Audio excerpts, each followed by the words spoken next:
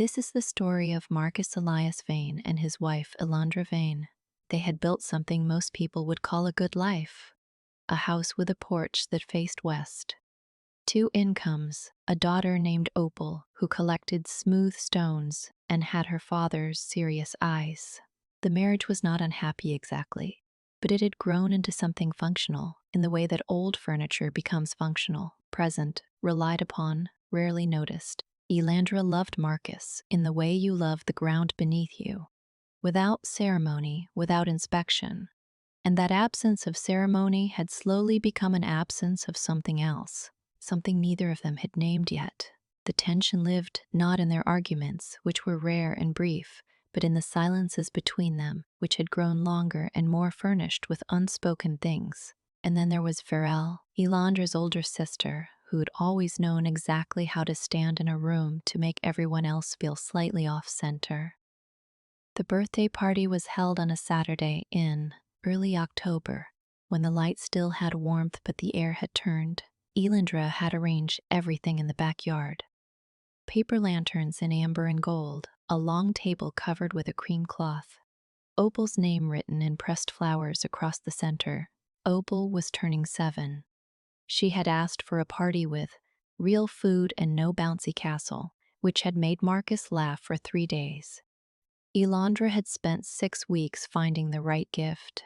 Not the kind of effort people announce. She hadn't told anyone. She'd simply noticed, in the quiet way she noticed most things, that Opal had been pausing at the craft supply aisle in the pharmacy, touching the edge of the embroidery kits with one careful finger. So Elandra found a proper one. A wooden hoop set with linen stretched taut, a color-sorted thread collection in a small cedar box, a beginner's guide with illustrations that didn't talk down to children. She'd wrapped it herself with brown paper and a dried sprig of rosemary tucked under the string, because Opal had recently decided she liked the smell of herbs. It was a considered gift. It was quietly perfect. Virel arrived 40 minutes late, which was early for Virel.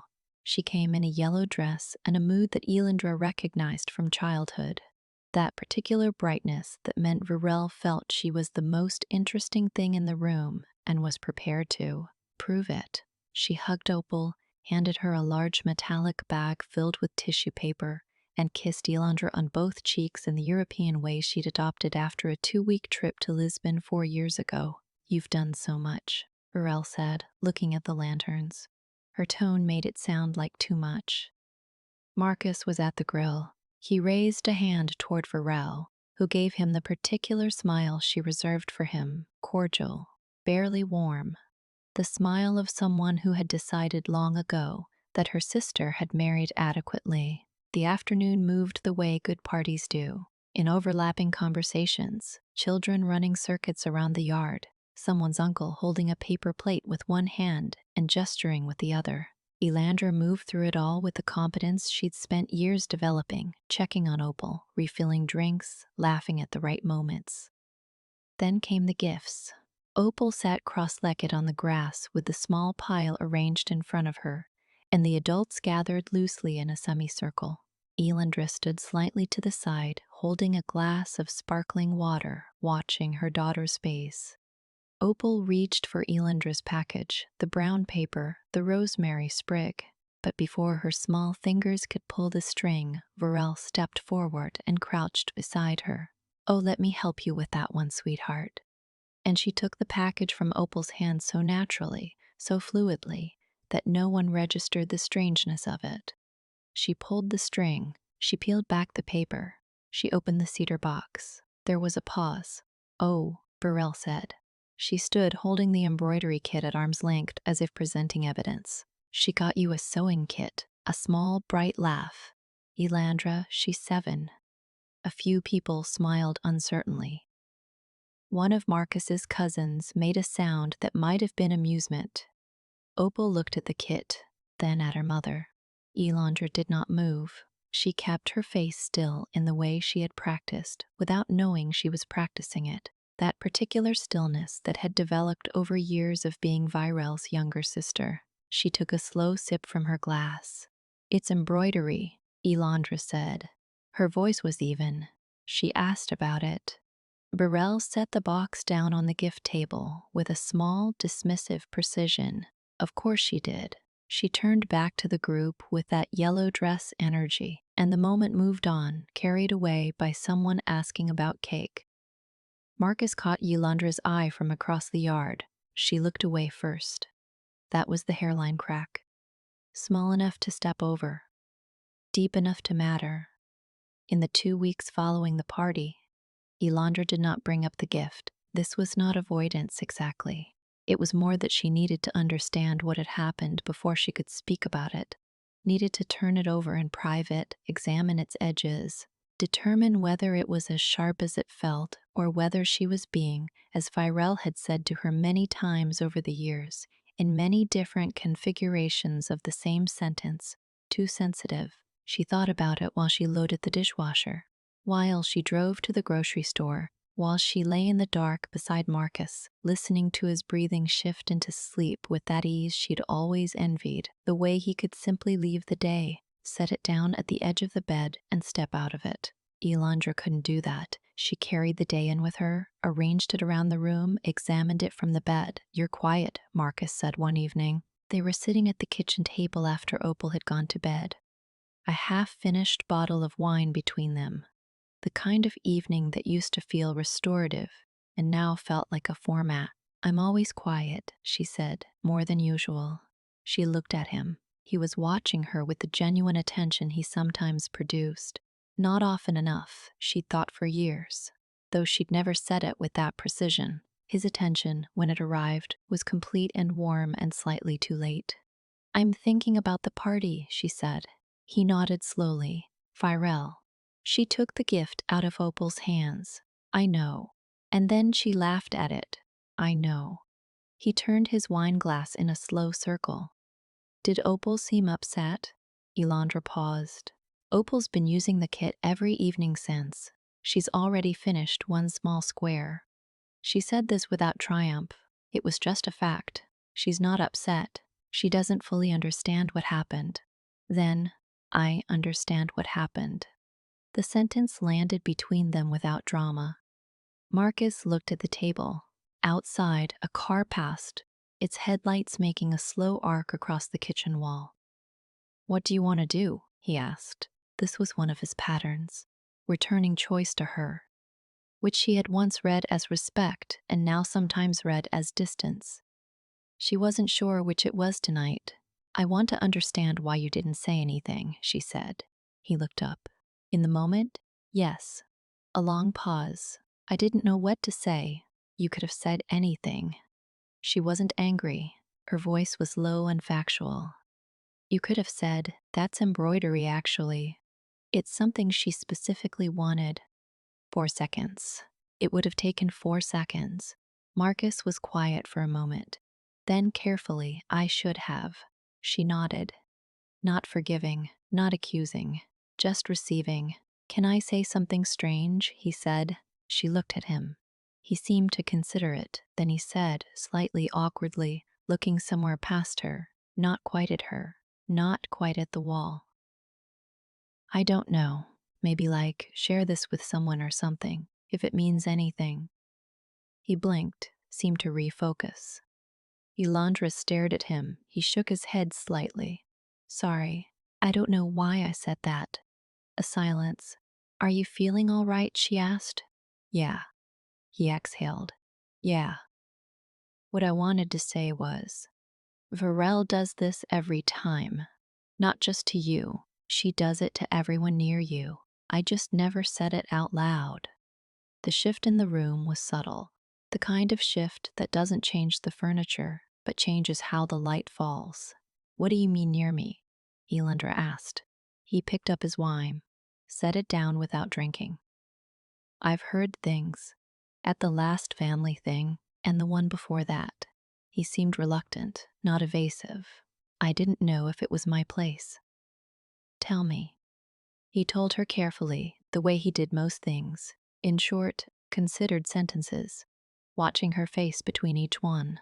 What he'd overheard at his mother's Thanksgiving, the way Virel had described Elandra's job to a cousin, as she sort of figures it out as she goes. What Marcus's aunt had mentioned puzzled about a story Varel had told at a bridal shower. Something about Elandra's parenting, something vague and unsettling about Opal being a lot to handle. The way Varel had mentioned at 3 or 4 separate gatherings, casual and almost too casual, that Elandra had always struggled with confidence. Elandra listened. She did not interrupt. When he finished, she was quiet for a long time. The thing about discovering a pattern is that it doesn't feel like discovery. It feels like recognition, like you already knew the shape of the thing and were simply waiting for someone to hold it up to the light. She had given Varel 38 years of benefit of the doubt, 38 years of she doesn't mean it that way, and she's complicated, and she had a hard time when we were young and I'm being too sensitive. The architecture of excuses was so familiar she'd stopped noticing it was load-bearing. "How long have you known?" she asked. "Pieces of it. For a while." He met her eyes. "I didn't think. You didn't think I could handle it. I didn't think I understood it well enough to say it." A pause. "I'm saying it now." She looked at him, really looked the way she rarely did anymore, past the routine of his face into the actual person sitting across from her. He was trying, imperfectly, belatedly, in the way he often tried. It wasn't enough, and it wasn't nothing. "Thank you," she said. It wasn't forgiveness. It was acknowledgement. There was a difference, and they both felt it. She poured herself a little more wine and sat with the knowledge settling around her, finding its final shape. She was going to need a plan. She did not call Varel. She didn't text, didn't reach out, didn't do anything that would close the distance between them prematurely. The plan was not revenge. Alondra had never been built for revenge, which was hot and impulsive and revealed too much of the person executing it.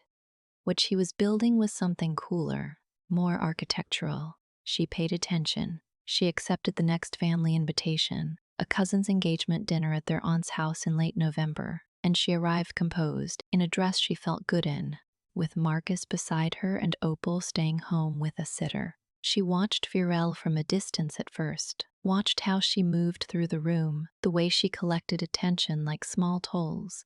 A laugh here, a touch on someone's arm there. Virel was good at rooms. She always had been. Their mother used to call it Virel's gift, as if the ability to command a social space were something divine rather than deliberate. Elandra sat beside her Aunt Rosemary and simply listened. It didn't take long. "Your sister mentioned you've been under a lot of stress," Rosemary said, somewhere between the appetizers and the main course. Not unkindly. Rosemary was a genuinely warm woman, the kind who mentioned things because she was worried, not because she was gossiping. She said Opal has been having a difficult year at school. Elandra set down her fork slowly. "Opal's having a wonderful year at school," she said. "Her teacher told us last week she's reading 2 grades ahead." Rosemary looked genuinely confused. "Oh," Varel made it sound. "What did she say exactly?" Rosemary hesitated, that Opal was struggling to focus, that you were managing it. Elandra nodded, not with anger, with the calm of someone confirming a measurement.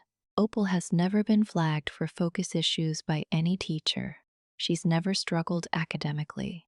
She paused. "I appreciate you mentioning it." She filed it. She moved on. Over the next hour, she had variations of the same conversation with 2 other relatives. Each time a small, careful fiction that Varel had planted and tended, nothing large enough to constitute a lie in any prosecutable sense, just small ambient distortions. Elandra struggling, Opal difficult, Marcus and Elandra not quite solid. The portrait that emerged from the accumulated pieces was of a family quietly failing, and Virel the aware, slightly worried older sister. She's been building this for years, Elandra thought, standing at the kitchen window with a glass of water while the dinner noise continued behind her. Not out of hatred, out of need. That was the part that took the most honesty to understand. Virel didn't do this because she despised Elandra. She did it because she needed to be the one who was fine. She needed, with a hunger that had started somewhere in their shared childhood and never stopped, to be the sister who had it together, and the only architecture available to her for that construction was the narrative that Elandra didn't. Understanding it didn't make it acceptable. But it made her less angry, and she needed to be less angry for what came next. She went back to the table. She sat down. She ate her dinner. Virel, from across the table, gave her one of those full beam smiles, the kind that said, "We're good, aren't we?" Elandra smiled back. Even, measured. Not yet, the smile said, in the private language of sisters. But soon. That night in the car, Marcus asked her how she was. "I'm fine," she said. He glanced at her. "Are you?" I found 4 separate stories she's been circulating. She was looking at the road ahead. About me, about Opal, about us. Little ones. The kind no one thinks to contradict because no one thinks they matter. Marcus was quiet. "I'm not doing anything yet," she said. "I'm just collecting." "What are you going to do when you're done collecting?" She considered the question seriously. Outside, the highway lights moved past in long orange intervals. "I'm going to let her finish it herself," she said. He didn't ask her to explain. That was one of the things she still valued in him, the particular intelligence of knowing when not to ask. December arrived the way it always did, suddenly, with its whole weight already upon you. Elandra made lists. She wrapped gifts. She attended Opal's school winter concert and sat in the 3rd row and watched her daughter stand very still on the risers, lips moving with precise sincerity, and felt the specific fullness that came from that kind of watching, something between love and grief. The awareness that the moment was already passing as you lived it. Marcus was there beside her. They were not repaired, exactly. There was still something that needed addressing between them, the old distance that the Virel conversation had illuminated but not resolved. But they were present with each other in a way they hadn't been for a while, attending to the same things at the same time. And for now, that was enough to feel like something. Virel had called twice in November. Landra had answered both times, been pleasant, shared nothing of importance. This had required a particular kind of discipline, not coldness, which Virel would notice and interrogate, but warmth with a closed door at the center of it. Virel, accustomed to access, hadn't registered the door yet. Or she had and was choosing not to test it. Either way, the space held. She told Marcus, in the way she told him most important things now, briefly at the right moment without ceremony, that she'd decided to let things play out at Christmas, that their aunt hosted every year and half the extended family would be there and Virel would, in that environment, be unable to help herself. "What do you mean, help herself?" he asked. "She does it most in rooms where she feels she needs to establish something," Elandra said. "The bigger the audience, the more she needs to be the one who has it right." He looked at her steadily. "And you're going to what?" "I'm going to be accurate," Elandra said. "In real time." Calmly. Without making it about her. He seemed to be weighing this. "That's not nothing," he said finally. "No," she agreed. "It's not."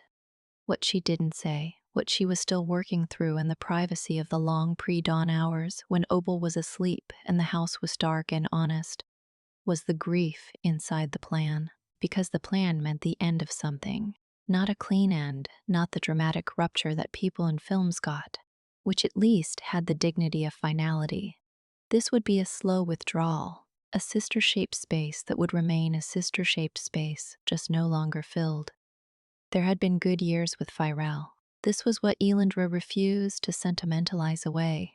The camping trip the summer Elandra was 12, Virel 16, and they'd stayed up in a tent with flashlights talking about boys and gods and what they were afraid of. The afternoon Virel had appeared at Elandra's hospital room 3 hours after Opal was born, red-eyed and overwhelmed with feeling, holding Opal for 20 minutes without saying a word, the two of them suspended in something entirely real. Those things had happened, they existed. They didn't explain the rest, and they didn't cancel the rest, and Elandra was old enough to hold both without collapsing them into each other. She was losing her sister. She had perhaps already lost her, and this final season was simply the acknowledgement. She sat with that for a long time before she let herself sleep. Christmas at their Aunt Catherine's house followed the pattern of 20 years. The same table extended into the hallway, the same playlists argued over, the same cousin who always burned the rolls, and the same cousin who always offered to fix them. Elandra had grown up inside this gathering. She knew its rhythms the way she knew her own handwriting. She arrived with Marcus and Opal immediately disappeared into the child density of the back rooms, and Marcus went to find his uncle. And Elandra stood in the entryway with her coat still on, giving herself a moment. Viral was already there. It happened after dinner, in the natural lull between the clearing of plates and the arrival of dessert, when people had wine in hand and the conversation had dispersed into smaller clusters. Viral was holding court with 3 cousins and their partners near the fireplace. Elandra recognized the cadence, the way Virel's hands moved when she was telling a story she'd told before. Elandra moved closer, not urgently, not stealthily. Just a person gravitating toward a conversation. And honestly, Opal is such a sensitive child, Viral was saying. I worry sometimes, the way Elandra manages it. She's always been all or nothing, you know. Either over-involved or, sorry, Elandra said pleasantly. She set her wine glass down on the mantelpiece and stepped into the edge of the circle. What were you saying about Opal? A beat. Virel's face rearranged itself smoothly. She was good at this. Just that she's a sensitive kid. It's a beautiful quality. She is sensitive, Elandra agreed. She's also reading 2 grades ahead, and her teacher specifically mentioned her emotional intelligence last month, which I mentioned to Rosemary a few weeks ago, actually. She glanced at Rosemary, who was among the group, and Rosemary gave a small, confirmatory nod. I've been meaning to clear some things up. Viral tilted her head, a smile that was almost convincing. What things? A few of the cousins have mentioned things they've heard from you about our family. Small things. Elandra kept her voice conversational, unhurried. That Opal's struggling at school, that Marcus and I are under stress, that I've been, how did Rosemary put it, managing it.